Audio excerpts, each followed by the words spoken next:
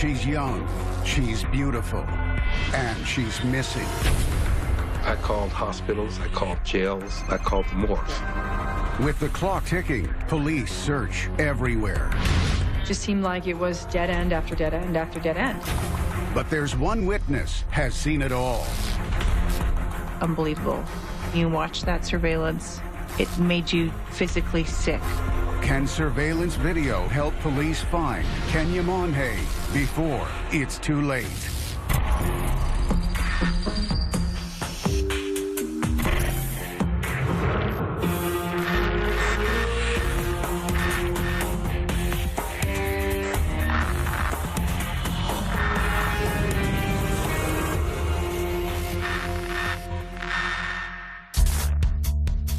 Thursday, March 31st, 2011, Denver, Colorado.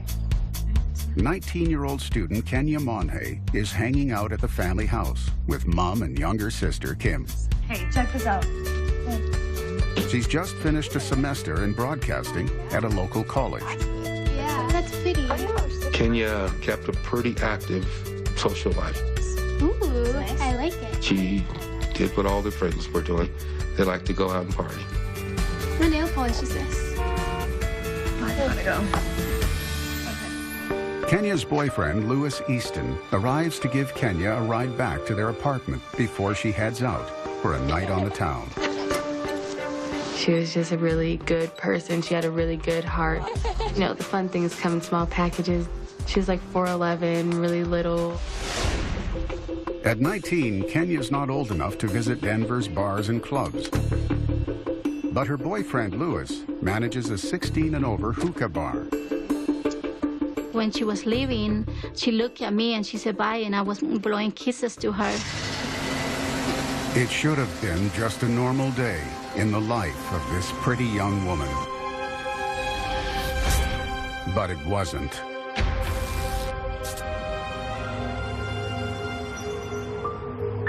The next day, April 1st, Kenya's family gets the first sign that something's wrong. Her boyfriend called me. Hey, Kimberly. And he asked me if I've spoken to her, and I told him no. And you haven't heard from her? And he said, oh, well, she didn't come home and she's missing. And I was just like, okay, this is like some sick April Fool's joke. Hi. I knew that something was wrong. Nobody's heard anything. I called my job and I went home. Dad! This is no April Fool's joke. Have we heard anything? No. Nothing? Me and Kenya spoke to each other all day, every day. It was kind of weird if we didn't speak to each other. Has she called you at all? No. Just try calling her again. Kenya's father grows more and more worried by the minute. And let us know if you hear anything at all. He tracks down the girls Kenya was with the night before. Kenya. Gigi and Brittany show up at the house. Hi. The family have a lot of questions. I was just like, okay, so where's my sister? You guys should have called way earlier. Talk to me. Yeah, we thought she might be here. They saw the seriousness of the situation, and they started telling me the truth about what they were doing. And the truth was, they hadn't been to Lewis's 16 and over bar. We went to a club last night. A club? How are you guys getting into these clubs? It was only that evening when I found out that, well, we've got false IDs. Using those fake IDs, the girls get into a downtown bar called 24K.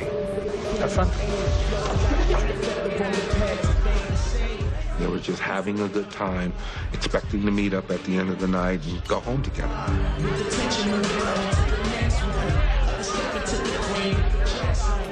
So no one was really watching what everyone else was doing.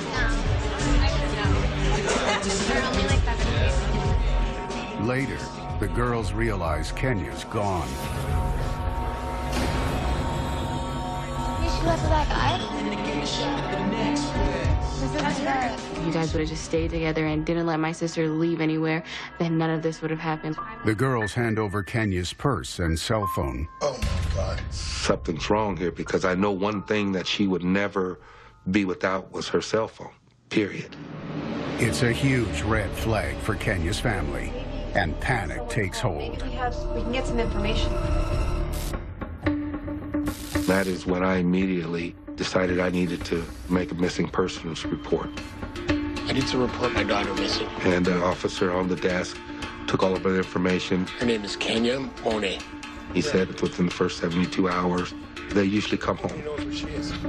Tony can only hope the officer is right. Kenya became Tony's stepdaughter when he married her mom, Maria. The family all came together in 2004.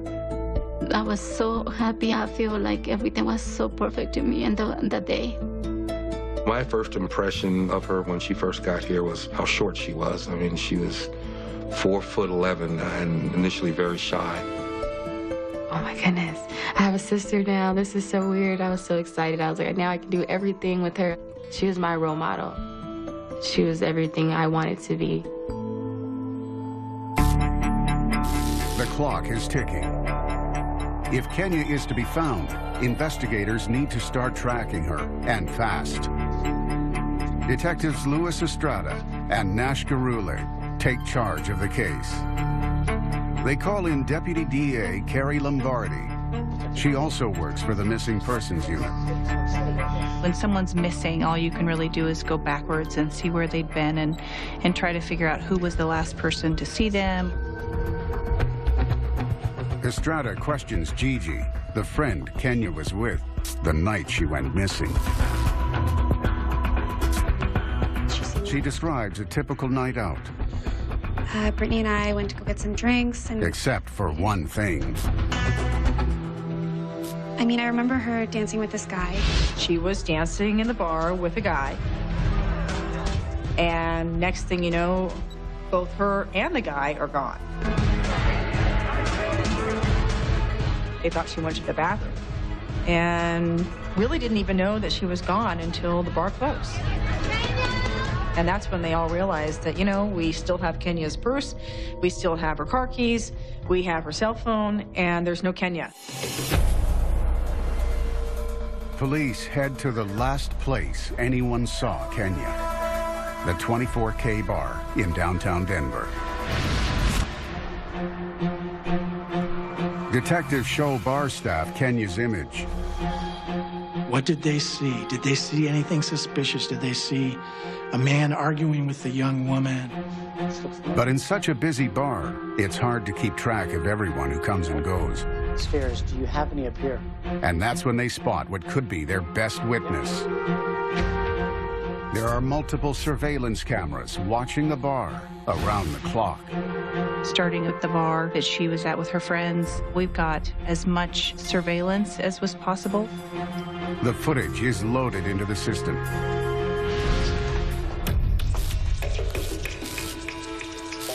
You're hoping to find out where was she, what time is it, how does she look, who's she with.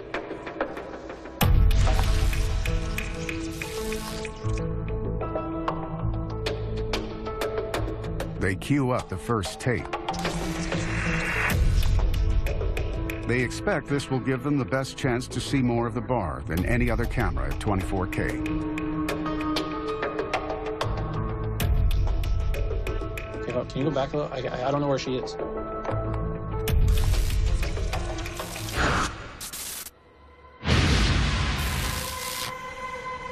They scan the Thursday night crowd, desperately looking for any sign of Kenya.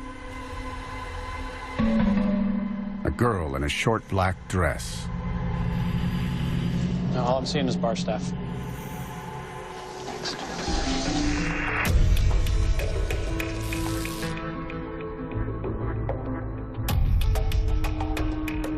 Then, from behind a group of dancers, they spot something.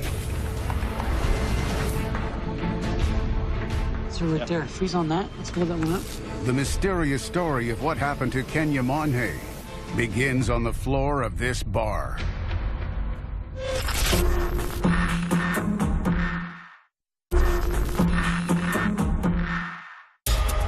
The 19-year-old college student Kenya Monet is missing. She disappeared after a night out with friends. Now detectives have a witness that may have seen everything. The team gathered to scrutinize the footage from surveillance cameras at the bar, 24K. looking for any sign of Kenya or the mystery man she was allegedly with. They see something. There, freeze on that. Let's pull that one up.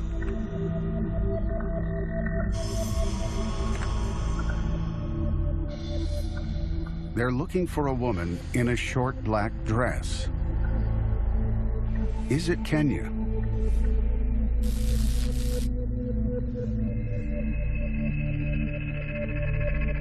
They push in tighter.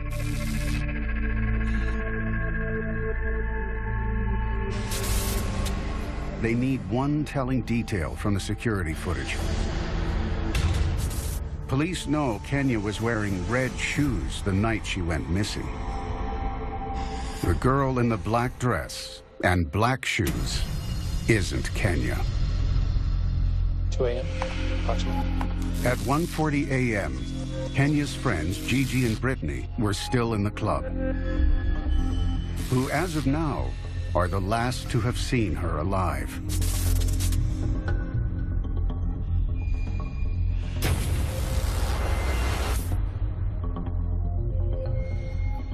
They load up the footage from camera 2. It's directly above the dance floor, but there might be a problem. No, I can't see anything on that. If a light is pointing into the lens, they won't get a thing from camera 2. Any bar's most important cameras cover the front door.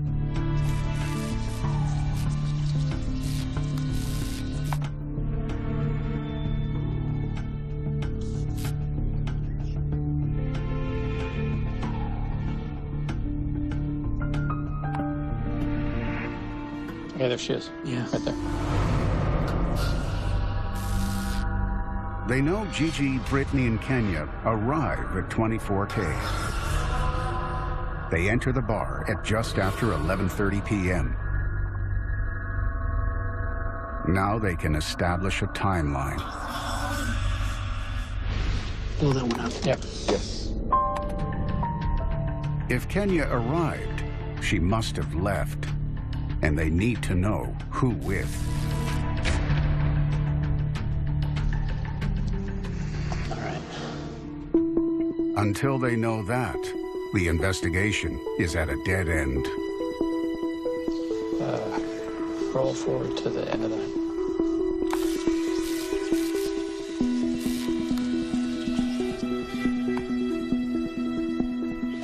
It's 1:45. The bar is about to close. Gigi and Brittany are among the last out of the door.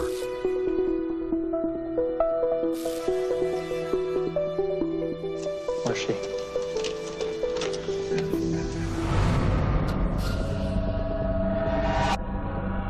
But Kenya isn't caught on camera leaving.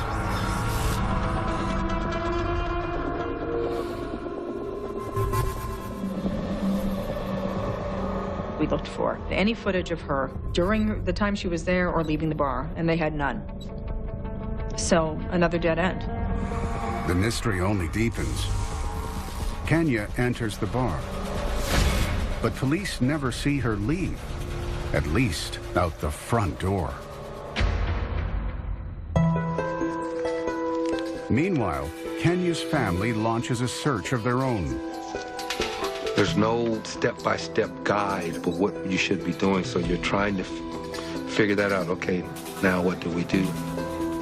We get search parties together, and we get these rudimentary flyers together. Some of her friends were with us, and we were just posting pictures, asking people around if they've seen my sister. I always had that thought in my head that she was going to come back home.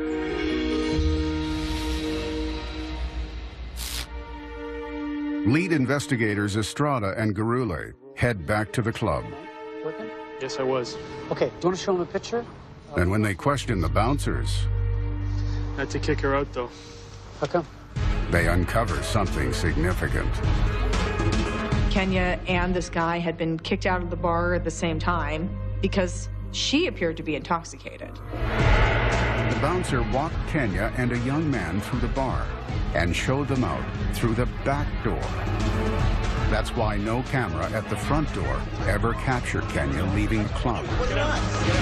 She left her purse and money and her cell phone and her keys behind. You know, was she just so intoxicated that she did that? No choice but to kick her out, really. Was she with anybody? The bouncer gives detectives another valuable clue. He had seen Kenya and this guy going in the direction of 15th and California. Without that tip, police would not have known where to look. So they started now looking for any kind of surveillance video that picked up Kenya and whoever she was with. Bar 24K isn't the only Denver business with security cameras. Investigators discover there are hundreds of cameras from sidewalks, local businesses, and apartment buildings. So 15th in California is Club 24. That's where we're going to start our search from. Yeah. We need to get all the cameras. It was a big task. Officers were going to all those businesses, and some of them would go in and you could view the footage there. And then if there was something, they could download that or take it. Police round up footage from every camera on 15th Street and bring it in to headquarters. We need you guys to go through it all, frame by frame. The bouncer says he kicked Kenya and the young man out around 1 a.m. So they rewind the tapes to just after 1. Wearing a black dress, red shoes. Comb through every single frame, guys, okay? With the clock ticking, they go tape by tape.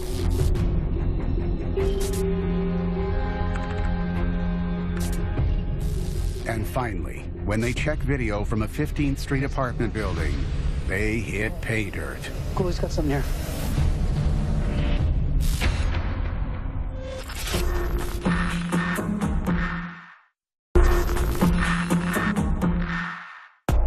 Kenya Monhe has now been missing for 5 days.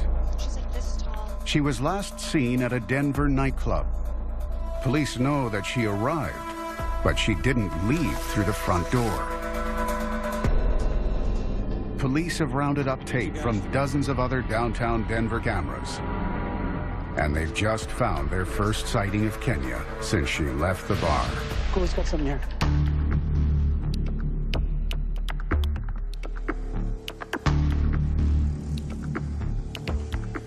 Hey, that's her walking.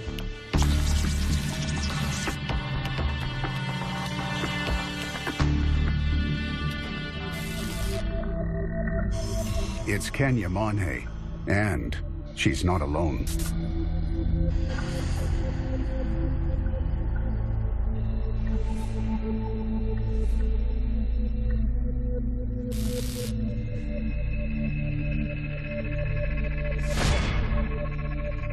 See that?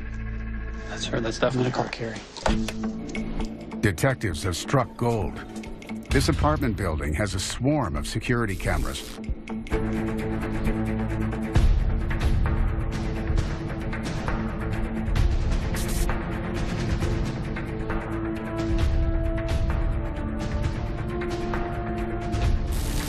A young man enters the lobby carrying his shoes.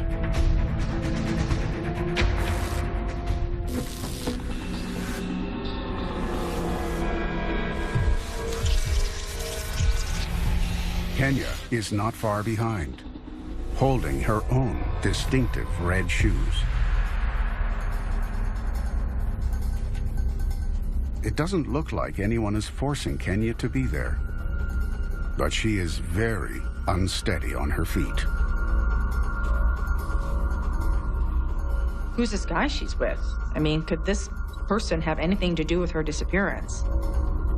Police need to know who's the white man in the black t-shirt and red sleeves.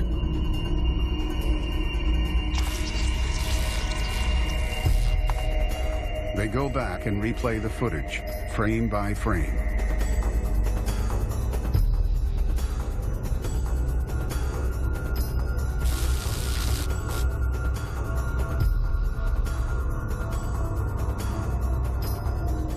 That's definitely her.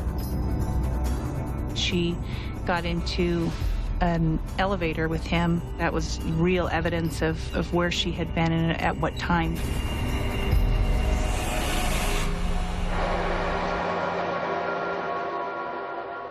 At 1:15 a.m., a camera on the 5th floor picks up the trail.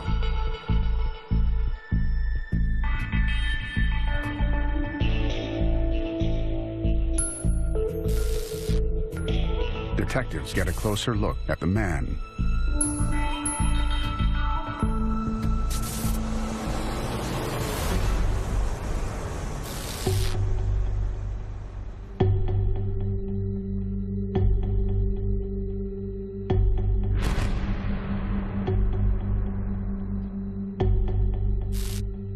He casually tosses his shoes. Kenya doesn't look distressed.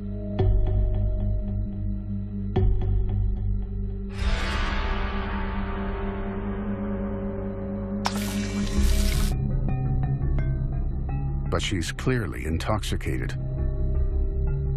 and vulnerable.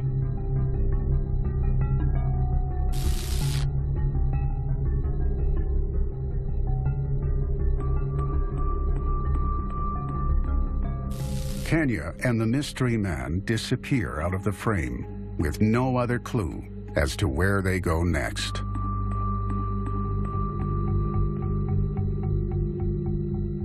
At least detectives know that Kenya was alive and well at 1:16 a.m. on the morning she vanished. Everyone thought, well, maybe he knows something. Maybe this is the person who knows what happened to Kenya. Detectives head for the loft apartments, looking for the mystery man seen with Kenya. They head to the 5th floor. Police need to know which apartment Kenya and the mystery man go in. So they start knocking on doors. They reach apartment 103. It's the man from the footage. His name is Cade Douglas. They bring Douglas to headquarters, then start to interrogate him. Yeah, that's it. Tell me the story from the club to your apartment. Okay, so I'm at the club. It's Friday. Cade admits that he met Kenya at the club. I'm dancing. I see this pretty girl over there. What's a guy gonna do, right? Goes over, starts dancing with her. And, you know, we had a good time. We were dancing. We both got a bit drunk. And she got kicked out. Go! Get the hell out of here. Come on, let's After they were thrown out of the bar, Cade offers to take Kenya back to his place, just a few blocks away. We went back to my place. Come on in. Yeah. But Kenya doesn't stay long. He just told police that he was showing Kenya his loft. I'm gonna go. And she left a few minutes later, nothing happened, and she left there safely. There's one way to find out if Cade is lying.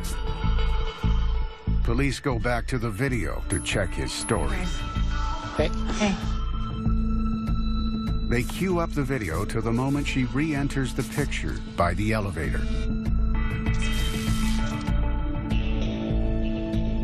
A few minutes later, you see her come back down and leave that area.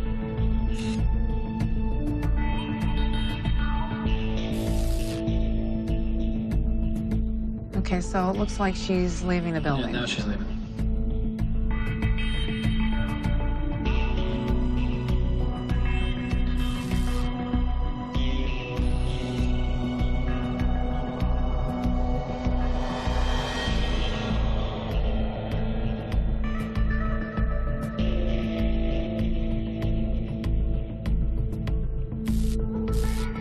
Kenya staggers out the doorway in the front lobby, alone. So we knew nothing happened to her there. She was still alive. She was still well at that point.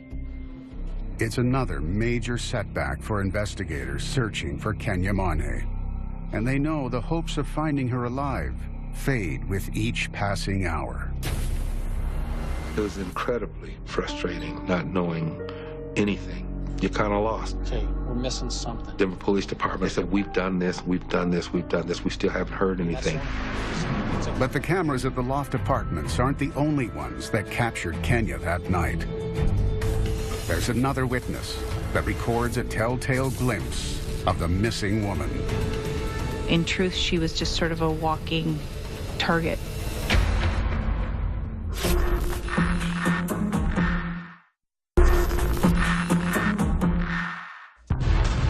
It's been 6 days since anyone has heard from 19-year-old Kenya Monhe.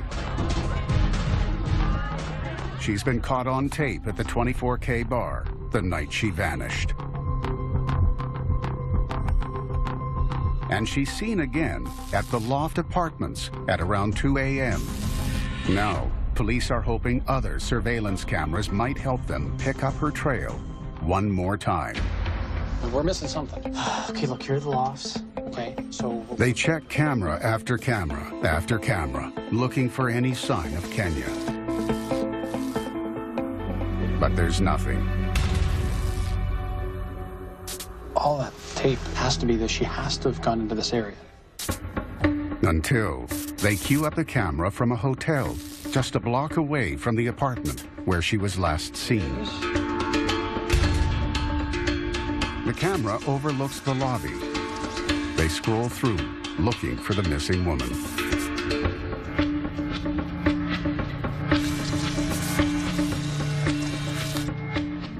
Then, at 2:04 a.m., they come upon these ghost-like frames. It's her for sure. They study each second, each frame of the video. We see her walking across the hotel lobby. She's alone and seems okay. Does she meet someone at the hotel? From the lobby layout, they deduce she was there to make a restroom stop. She went to the bathroom there, was there for quite some time. Police know she's been drinking and might not be aware of her surroundings. Is anyone following her?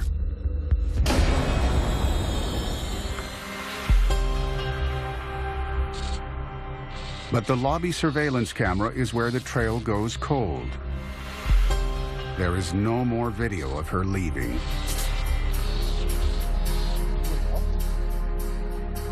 Just seemed like it was dead end after dead end after dead end.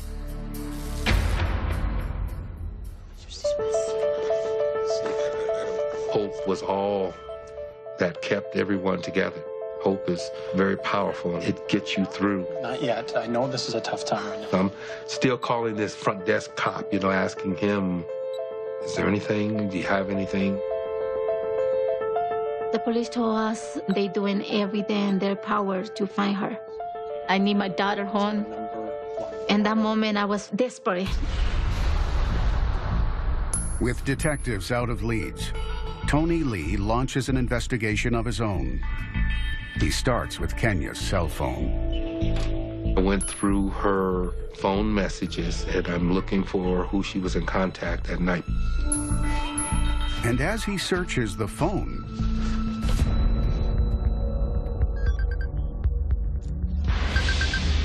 and the message says, "Hi, this is Travis, guy in a creepy white van, asking, did she get home okay?" Maria, come look at this. Felt that, okay, this seems to be the last person that she would have been with that night. So I immediately call. Hello, is this Travis? Tony explains Kenya is missing. Concerned, Travis immediately agrees to meet with Tony at the gas station where he last saw Kenya in the middle of the night. There was a white van parked out in the back of this Conoco station, and I guess this was where he wanted to meet me. Hey, Travis. Travis tells Tony the strange story of how he met Kenya. Tell me what happened. He said he was headed home around 2 a.m. when he spotted her. He said that he noticed on the sidewalk this young lady, black dress, black short miniskirt, red heels, and she was talking to a homeless guy. He thought that this doesn't look right. Can you help me? Or? So he decided to ask her, "Hey, are you all right?" Listen, I'm lost. Kenya has lost her friends and cell phone. I need to go home. Hope you can help me get here. Travis offers to help track them down. Thank you so much. Sorry, it's a little messy. He took her, drove her around, didn't find anything. But I really need to find my friends and my phone. When they fail to find her friends, he offers to drive her home. But if you want, I can just drop you off here. He said we headed out to downtown, giving her a ride home. As we were on our way, she said she wanted a cigarette. Travis then pulls into the gas station so Kenya can buy cigarettes. Oh, no. But the store is closed. Closed, huh? Travis is about to pull away and take Kenya home. Actually, no, there's a guy with a cigarette. When she spots a guy in the distance. Just give me 1 second, okay? I'll be right here.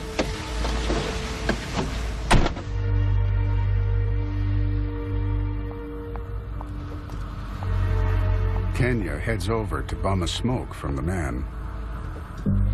Travis waits for her to return so he can drive her home.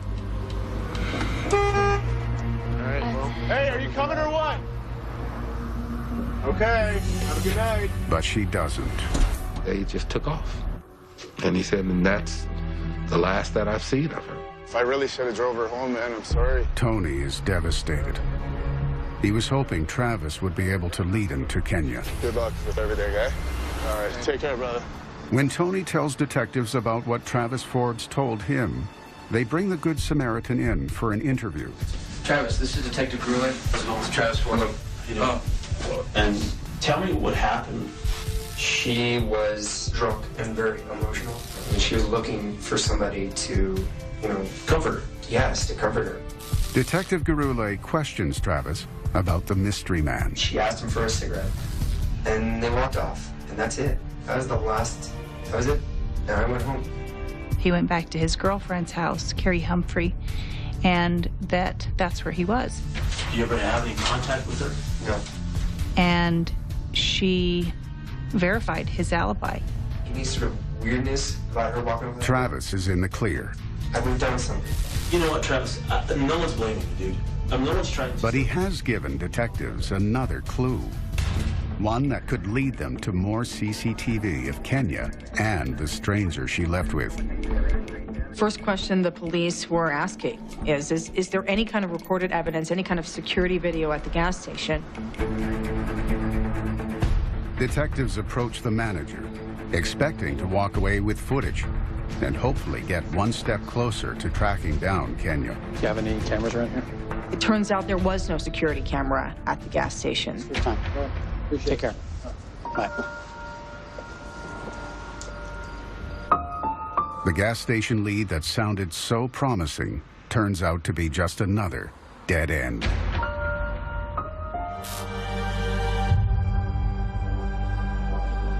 At this point, there's not really much we can do, but just kind of like a miracle will happen. Just know that we're doing everything in our power. We just left the doors open for her, just hoping that she'll just come back home.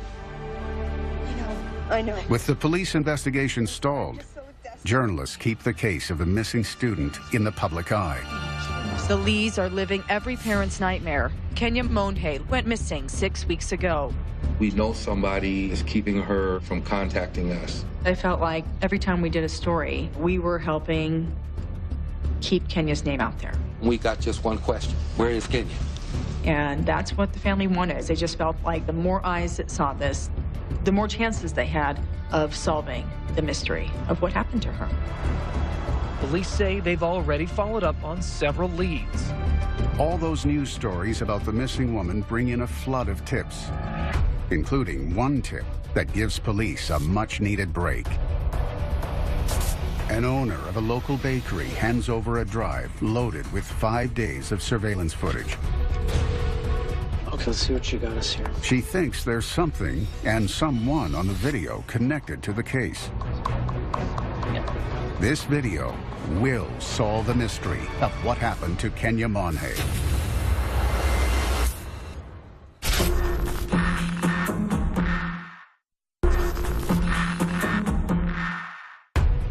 The search for Kenya Monhe has led to one dead end after another. Until now. Okay, let's see what you got us here. Detective Estrada has access to a hard drive from a bakery. It contains video captured from the bakery owner's office on the day Kenya went missing. When they cue it up, they're shocked to see a familiar face.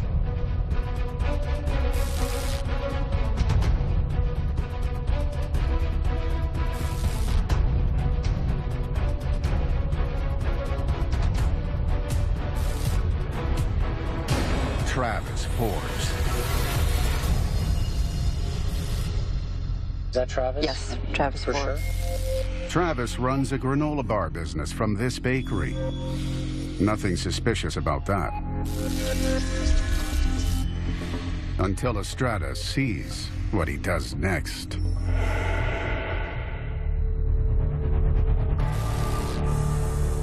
Travis walks into an office. A few seconds later, the camera shuts down. Police know you cut the camera when you've got something to hide. When the tape comes back on, they spot something ominous.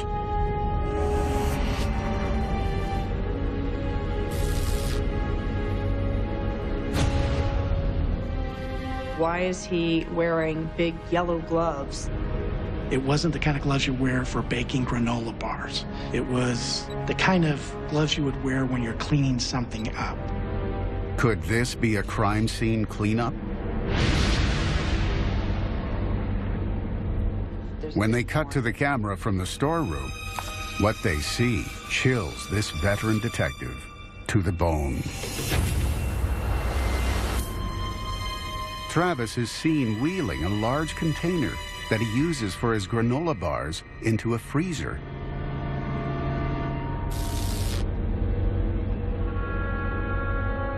The problem is, granola bars aren't frozen.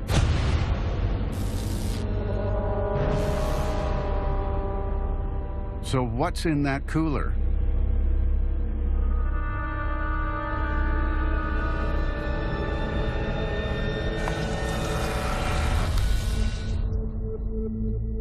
Whatever it is, it's sealed with duct tape. And the box is big. Just big enough for a petite body like Kenya's.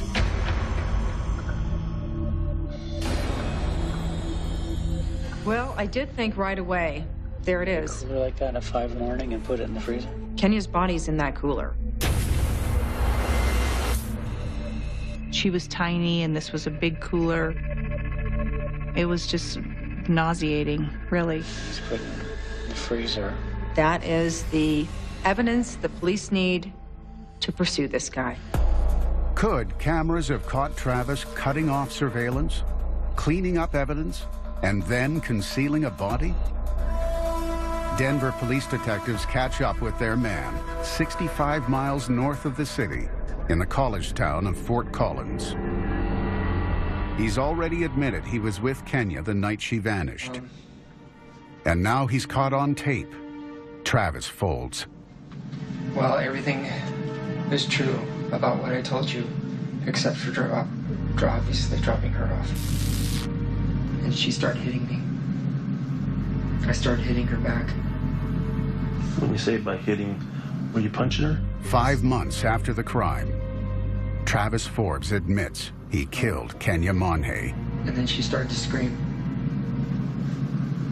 And I strangled her, strangled her, I strangled her.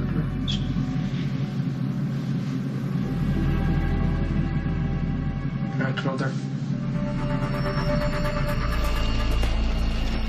Travis agrees to show detectives where he buried Kenya, and police capture it on tape. This is where you guys stop. He stepped out of the truck, and he let out this, like, wail, this just blood-curdling wail.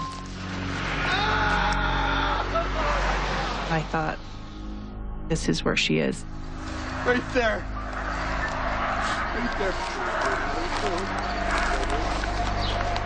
I received that phone call from the DA's office.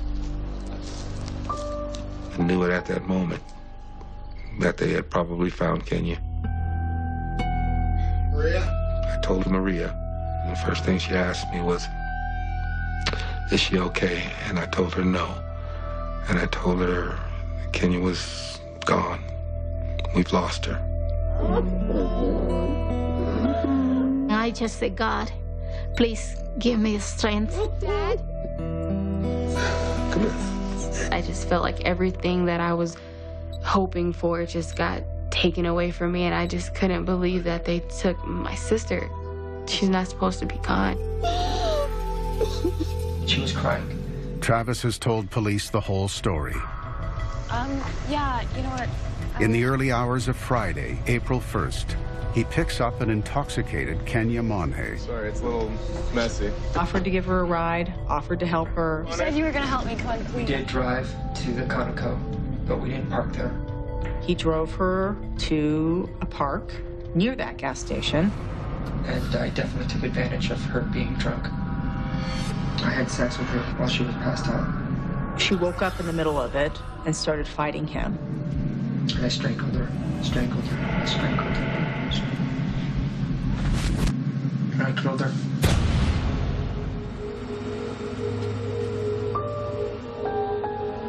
Then he started thinking, what do I do with this body? I drove a whole day with her in the back of my van. I had her inside the cooler. She just fit right inside. I went back to the bakery. I put Kiki in the freezer.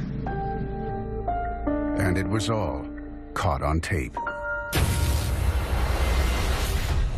There were 86 separate pieces of videos of evidence that they had. I looked at each one of them individually. Surveillance video turned out to be the absolute key in this case. Travis Forbes is sentenced to life in prison after pleading guilty to first-degree murder. All around you, life goes on.